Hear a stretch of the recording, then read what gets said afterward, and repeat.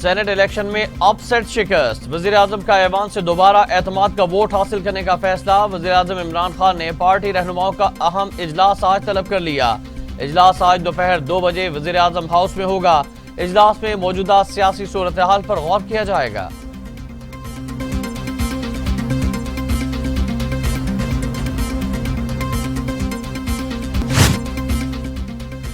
آصف علی زرداری کا نواز شریف اور مولانا فضل الرحمان سے رابطہ۔ یوسف رضا گیلانی کی کامیابی پر دونوں رہنماؤں کا شکریہ ادا کیا۔ تینوں رہنماؤں کا وزیراعظم سے استعفے اور نئے انتخابات کا مطالبہ۔ پی ڈی ایم کے یوسف رضا گیلانی کا چیئرمین سینٹ بننے کا امکان پیدا ہو گیا۔ پی ڈی ایم اتحاد کو حکومتی اتحاد پر 6 نشستوں کی برتری حاصل۔ حالیہ انتخابات میں 19 نشستیں اپوزیشن کے حصے میں آئیں، جبکہ 29 پر پی ٹی آئی اور اتحادی کامیاب رہے۔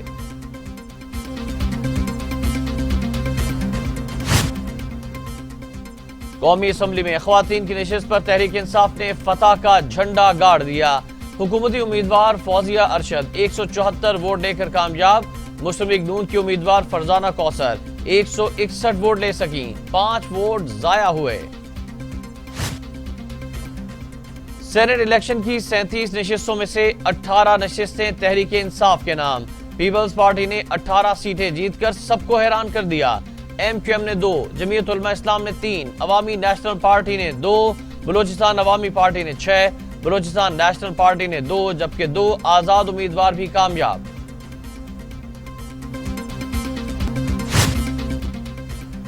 سندھ اسمبلی میں پیپلز پارٹی کی 7 نشستیں، ایم کیو ایم اور پی ٹی آئی کے 2 امیدوار سینیٹر بن گئے۔ سلیم مانڈوی والا، شہری رحمان، تاج حیدر، شہادت آوان، جام مہتاب ڈہر، فیصل سبزواری، فیصل واڈا جیت گئے۔ پلوشہ خان، خالدہ عتیب، فاروق اشنائک اور سیف اللہ ابڑو بھی کامیاب ٹھہرے۔ خیبر پختونخوا سے سینٹ کی 12 نشستوں میں سے پی ٹی آئی 10 نشستیں لے اڑی۔ عوامی نیشنل پارٹی اور جمعیت علماء اسلام کو 1 نشست ملی۔ شبلی فراز، محسن عزیز، لیاقت ترکئی، ذیشان خانزادہ، فیصل سلیم، ہدایت اللہ خان، مولانا عطاء الرحمان، ثانیہ نشتر، فلک ناز، دوست محمد محسود۔ بلوچستان میں حکومتی الائنس 12 نشستوں میں سے 7 لے گیا۔ اپوزیشن اتحاد 4 اور 1 نشست آزاد امیدوار لے اڑا۔ عبدالقادر، عبدالغفور حیدری، محمد قاسم، سرفراز احمد بگٹی، منظور احمد کاکڑ، پرنس احمد، عمر احمد زئی کامیاب ٹھہرے۔ اپوزیشن لیڈر پنجاب اسمبلی اور نون لیگ کے رہنما حمزہ شہباز کہتے ہیں یوسف رضا گیلانی کی کامیابی جمہوریت کی فتح ہے۔ پی ڈی ایم جماعتوں کی کامیابی عوام کے جذبات کی ترجمانی ہے۔ حکومتی ترجمان جھوٹ بولتے اور سبز باغ دکھاتے ہیں۔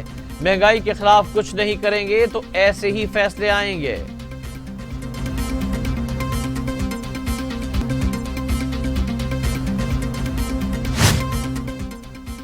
فردوس عاشق اعوان کہتی ہیں تحریک انصاف سینٹ کی بڑی جماعت بن کر سامنے آئی، اس کے باوجود وزیراعظم نے ایوان سے اعتماد کا ووٹ لینے کا دلیرانہ فیصلہ کیا۔ اپوزیشن کو اپنی اکثریت ثابت کرنا ہوگی، وگرنہ پیسے کی چمک سے ضمیروں کی سوداگری اور ووٹوں کی خریداری کا حساب دینا ہوگا۔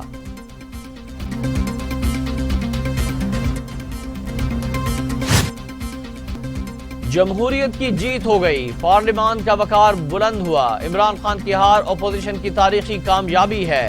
پی ڈی ایم جماعتوں کا شکریہ۔ بلاول بھٹو زرداری یوسف رضا گیلانی کی جیت پر خوشی سے نہال، کہا حکومت پر ہر طرف سے وار کریں گے اور انہیں گھر بھیجیں گے۔ کٹ پتلی کے خلاف جنگ جاری رہے گی۔ مولانا فضل الرحمان کہتے ہیں پی ڈی ایم قوم کے لیے دوبارہ الیکشن چاہتی ہے، ملک میں حقیقی معنوں میں جمہوریت کے قیام کے لیے کوشاں ہیں۔ عمران خان کو اب اس ملک کا حکمران نہیں رہنا چاہیے۔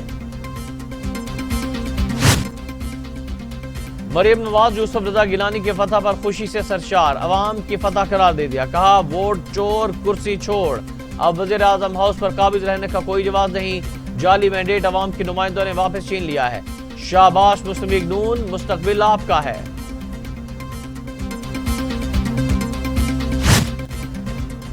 وزیر اعلیٰ پنجاب عثمان بزدار کہتے ہیں اسلام آباد سینٹ الیکشن میں ووٹ کو جعلی عزت دینے کے دعوے داروں نے سرعام ووٹ کی تذلیل کی، ووٹ نہیں نوٹ کی جیت ہوئی۔ اسلام آباد سینٹ الیکشن میں جو کچھ ہوا اس پر ہر جمہوریت پسند شرمندہ ہے۔ پی ڈی ایم نے بولیاں لگا کر جمہوری اقتدار کا جنازہ نکالا۔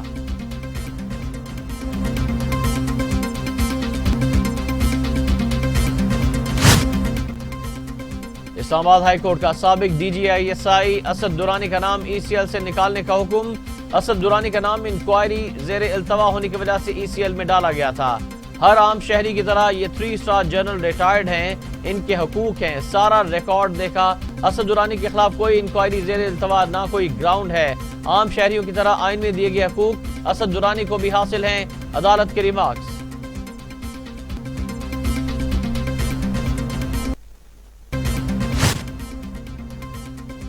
پی ایس ایل 6 مزید 3 کھلاڑیوں کی کورونا رپورٹ مثبت آ گئی۔ تینوں کھلاڑی 10 روز تک آئسولیشن میں رہیں گے۔ کھلاڑیوں میں علامات ظاہر ہونے پر گزشتہ روز کورونا ٹیسٹ کیے گئے۔ آرگنائزنگ کمیٹی آج ٹیموں کے مالکان مینجمنٹ کے ساتھ ورچوئل میٹنگ کرے گی۔ لاہور میں پی ایس ایل میچز کے حوالے سے حتمی فیصلہ ہوگا۔ پی سی ایل 6 میں آج لاہور قلندرز اسلام آباد یونائیٹڈ کا مقابلہ ہوگا۔ دونوں ٹیموں کے درمیان کانٹے دار مقابلہ متوقع۔ کپتان بھی جیت کے لیے پرعزم۔ میچ شام 7 بجے کھیلا جائے گا۔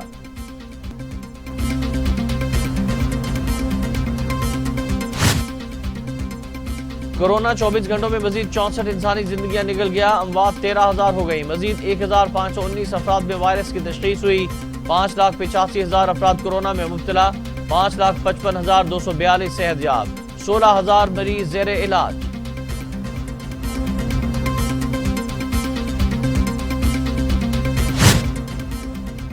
دنیا بھر میں کورونا سے 25,71,000 ہلاکتیں۔ مریضوں کی تعداد 11,57,00,000 تک جا پہنچی۔ امریکہ میں 5,31,000، برازیل میں 2,59,000، بھارت میں 1,57,400، میکسیکو میں 1,88,000، روس میں 87,000، فرانس میں 87,542، برطانیہ میں 1,23,000 اور سعودی عرب میں 6,510 اموات۔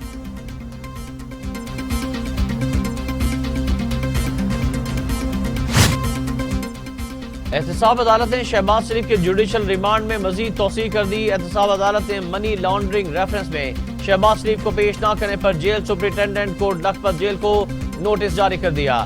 عدالت نے برہمی کا اظہار کرتے ہوئے کہا کہ یہ کوئی چھانگا مانگا کی عدالت نہیں ہے۔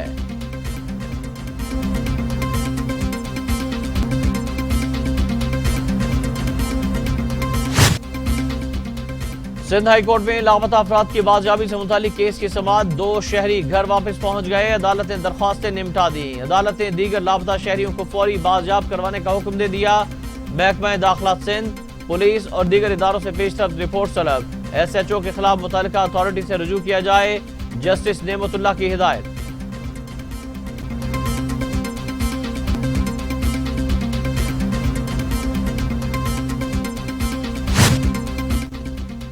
امیر جماعت اسلامی پاکستان سینیٹر سراج اللہ کہتے ہیں حکومت سمت اور دعوے وعدے کاغذی ثابت ہوئے، سیاسی اخلاقیات کا جنازہ نکل چکا۔ تبدیلی حکومت نے عوام کو سب سے زیادہ دھوکہ دیا، مزید یو ٹرنز لینے کا بھی ٹائم اب گزر چکا، قوم جواب مانگ رہی ہے۔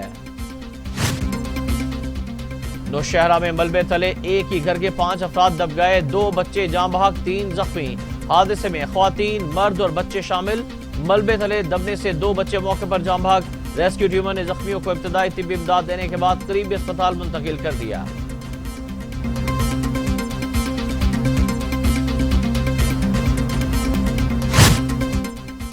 سیالکوٹ کی تحصیل ڈسکا میں تعلیم کو فروغ دینے کے لیے نصب باپ بیٹی کے مجسمے کو نامعلوم افراد نے نقصان پہنچایا۔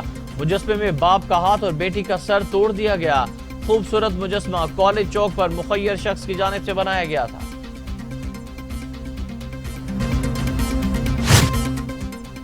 پاک فوج کی ضرب حدید مشقیں جاری۔ مشقوں میں بہاولپور کور کی فارمیشن حصہ لے رہی ہیں۔ آئی ایس پی آر کے مطابق کور کی سطح کی مشقوں کا مقصد آپریشنل تیاریوں کو بڑھانا ہے۔ مشقوں کا مقصد فورسز کے مختلف شعبوں میں ہم آہنگی پیدا کرنا ہے۔ مشقیں صحرا اور میدانی علاقوں